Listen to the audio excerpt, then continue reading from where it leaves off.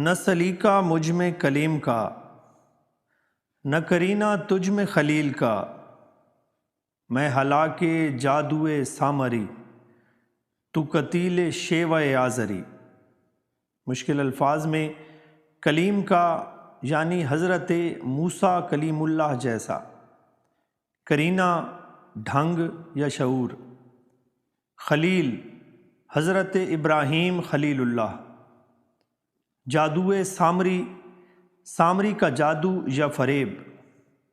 حضرت موسیٰ علیہ السلام کے زمانے میں سامری نے سونے کا بچڑا بنا کر اس پر کچھ جادو کیا جس سے وہ بولنے لگا۔ سامری نے بنی اسرائیل سے یہ کہہ کر اس کی پوجا کروائی کہ یہ خدا ہے۔ قتیل مارا ہوا یا ہلاک، شیوا طریقہ، انداز یا عادت، آزری حضرت ابراہیم علیہ السلام کے دور میں آزر نام کا ایک بت تراش تھا، اسی کی نسبت سے آزر ہونا یعنی بت تراش ہونا۔ مطلب اے عصر جدید کے مسلمان، میں دیکھتا ہوں کہ اپنی تمام تر سخنوری کے باوجود مجھ میں حضرت موسیٰ علیہ السلام کی کلیمی کا کوئی عنصر موجود نہیں، اور جہاں تک تیری ذات اور تیرے کردار کا تعلق ہے، تو بھی حضرت ابراہیم خلیل اللہ کی کسی ایک سنت سے بھی بہرہ ور نہیں ہے۔ اس کے برعکس میں کلیم ہونے کے بجائے سامری جیسے ساحر کے زیر اثر ہو گیا ہوں، اور تو بھی اپنے صحیح راستے سے ہٹ کر آزر کی مانند بت گری اور بت فروشی کا پیشہ اختیار کیے ہوئے ہے۔ میں نوائے سوختہ در گلو، تو پریدہ رنگ رمیدہ بو، میں حکایت غم آرزو، تو حدیث ماتم دل بری۔ مشکل الفاظ میں نوائے سوختہ در گلو، جس کے گلے میں آواز جل کر رہ گئی ہو، پریدہ رنگ، جس کے چہرے کا رنگ اڑا ہوا ہو، رمیدہ بو، اڑی ہوئی خوشبو والا یا دکھوں والا، حکایت غم آرزو، تمنا کے غم کی داستان کا بیان، حدیث ماتم دل بری، محبوب کی جدائی کے دکھ کا بیان۔ مطلب میری مثال دیکھا جائے تو اس بلبل کی مانند ہے جس کی آواز اس کے گلے میں تحلیل ہو کر رہ گئی ہے، اور تیری کیفیت اس پھول کی سی ہے جس کا رنگ بھی اڑ چکا ہے اور خوشبو بھی۔ ظاہر ہے کہ ان دونوں خصوصیات کے بغیر پھول ایک مفلوج وجود بن کر رہ جاتا ہے۔ یہی وجہ ہے کہ میں اپنی آرزوؤں کے غم کی حکایت بن چکا ہوں، اور تو مجبوریت کے ماتم کا مظہر بن چکا ہے۔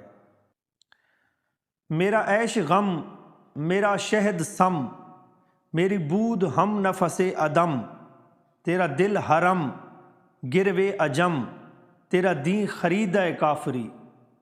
مشکل الفاظ میں میرا عیش غم یعنی میری خوشی بھی غم ہی ہے، میرا شہد سم، سم زہر کو کہتے ہیں، تو میرا شہد سم سے مراد میرا شہد زہر کی صورت ہے۔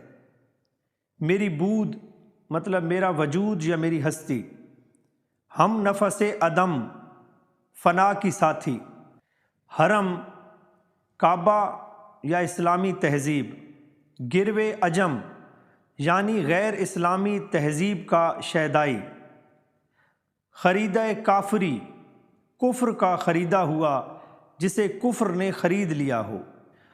مطلب ان حالات میں عیش و مسرت میرے لیے غم و اندوہ کا روپ دھار چکے ہیں، میرے لیے اب شہد بھی زہر کی مانند تلخ ہو چکا ہے۔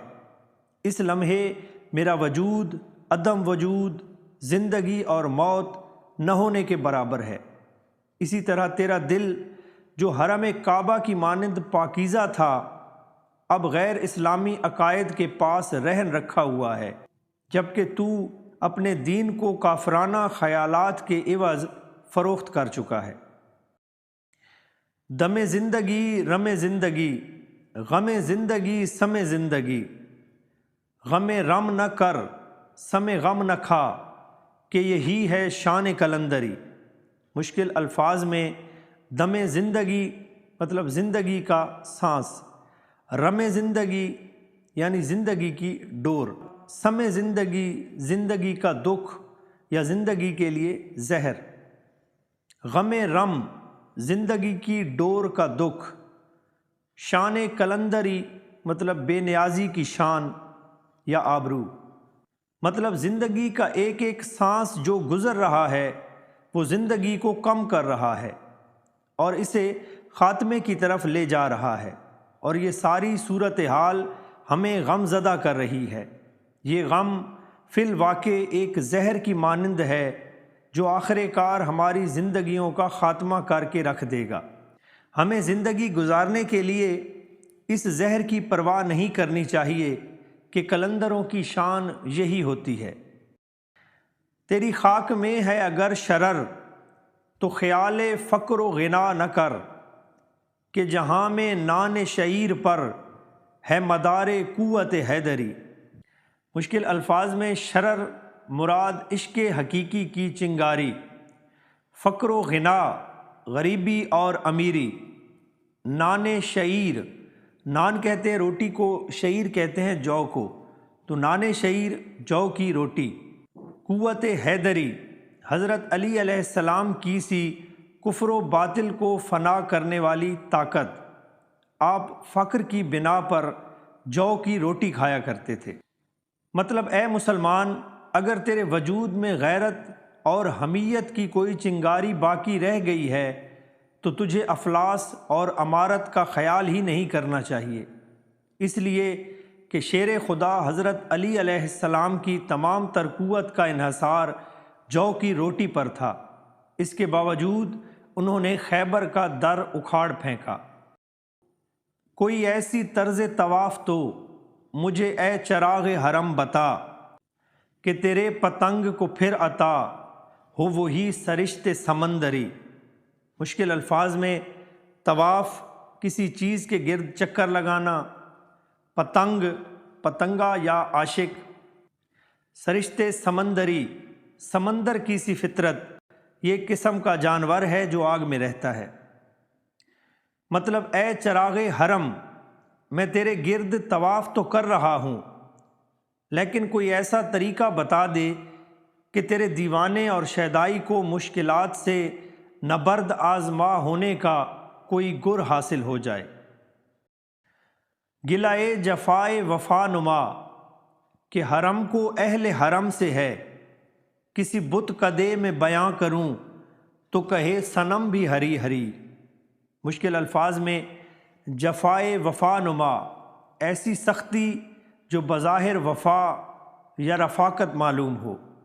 حرم خانہ کعبہ، اہل حرم مسلمان، ہری ہری توبہ توبہ کرنا، مطلب دنیا بھر کے مسلمانوں سے کعبہ کو جو شکایت ہے، اگر میں اس کا اظہار کسی بت کدے میں کروں تو وہاں رکھے ہوئے بت بھی اظہار ہمدردی کے طور پر توبہ توبہ کرنے لگ جائیں کہ حرم کعبہ جو دین کی عظمت کی علامت ہے، ہم نے اس کو قطعاً نظر انداز کر دیا ہے اور مخالف قوتوں کے ہم نوا بن گئے ہیں۔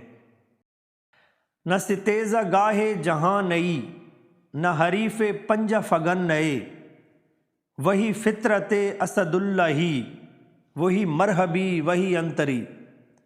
مشکل الفاظ میں ستیدہ گاہ میدان جنگ، پنجہ فگن پنجے میں پنجہ ڈال کر لڑنے والا، اسد اللہ ہی خدا کے شیر حضرت علی علیہ السلام کی سی، مرحبی، مرحب ایک یہودی پہلوان سے تعلق رکھنے والی، یہ جنگ خیبر میں حضرت علی علیہ السلام کے ہاتھوں مارا گیا تھا۔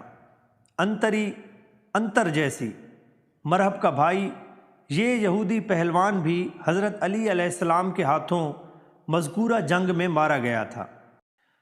مطلب اقبال کہتے ہیں کہ دنیا بھر میں بے شمار انقلابات آئے جنہوں نے بے شمار تہذیبوں کو تہو بالا کر کے رکھ دیا، اس کے باوجود دیکھا جائے تو صورتحال میں کوئی بنیادی تبدیلی رونما نہیں ہوئی کہ آج بھی معاشرتی سطح پر ساری دنیا میں حق و باطل کے مابین آویزش جاری ہے۔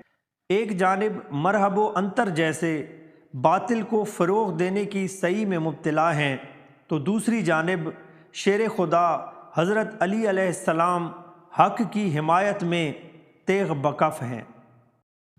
کرم اے شہ عرب و عجم کہ کھڑے ہیں منتظر کرم، وہ گدا کہ تو نے عطا کیا ہے جنہیں دماغ سکندری۔ مشکل الفاظ میں شہ عرب و عجم، عرب اور عجم کے بادشاہ مراد حضور اکرم صلی اللہ علیہ وآلہ وسلم، گدا فقیر یا منگتا، دماغ سکندری سکندر رومی جیسا دماغ، مراد فتح مندی کے جذبے۔ مطلب اس آخری شعر میں اقبال رسول اللہ صلی اللہ علیہ وآلہ وسلم سے رجوع کرتے ہوئے کہتے ہیں کہ اے عرب و عجم کے مالک، ہم پر کرم کر کہ ہم اگرچہ بھکاری ہیں لیکن تیری تعلیمات نے ہمارے مزاج میں سکندر جیسی مملکت پیدا کر دی ہے۔ تو یہ تھی آج کی نظم، امید ہے آپ کو پسند آئی ہوگی۔ اپنا بہت خیال رکھیے گا۔ اللہ حافظ۔